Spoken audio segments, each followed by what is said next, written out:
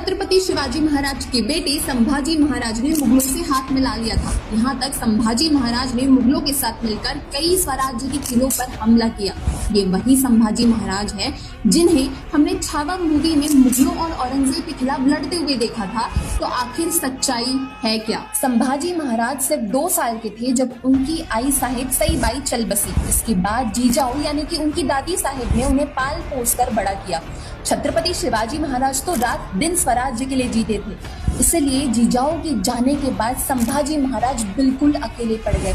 और इसके बीच उनकी सौतेली माओ की पॉलिटिक्स, इंटरनल पॉलिटिक्स, जो अपने बेटे को राजा बनाने के सपने देखा करती थी, इन सब से फ्रस्ट्रेट होकर वो इतने एग्रेसिव और रेबेलियस हो गए कि उनके इस बिहेवियर के कारण छत्रपति शिवाजी महाराज भी उनसे गुस्सा रहने लगे और आखिरकार एक दिन वो महल छोड़कर चले गए।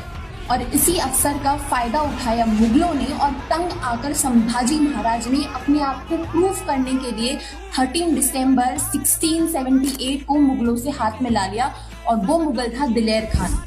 1 साल तक उन्होंने दिलेर खान के साथ मिलकर बहुत कुछ किया, यहाँ तक कि स्वराज्य के किलों को जीतकर मुगलों को दे दिए। लेकिन जब उन्होंने महिलाओं और बच्चों पर अत्याचार होते देखे तो उन्होंने आवाज उठाई, लेकिन मुगलों ने अनसुना कर दिया।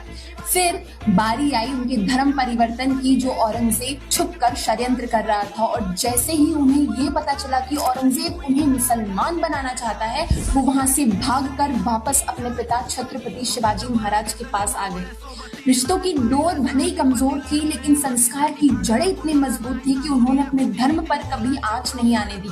यही सीखने की जरूरत है आज के माता पिता को भी, कि वो अपने बच्चों को संस्कार दे, ताकि हमें लव जिहाद और केरला स्टोरी जैसे शब्दों को सुनना ना पड़े। और शिवाजी महाराज ने फिर क्या किया, उन्होंने उन्हें हंसते हुए गले लगा लिया और कहा कि बेटा मुझे वापस कभी छोड़कर मत जाना, क्योंकि स्वराज्य को तेरी जरूरत है।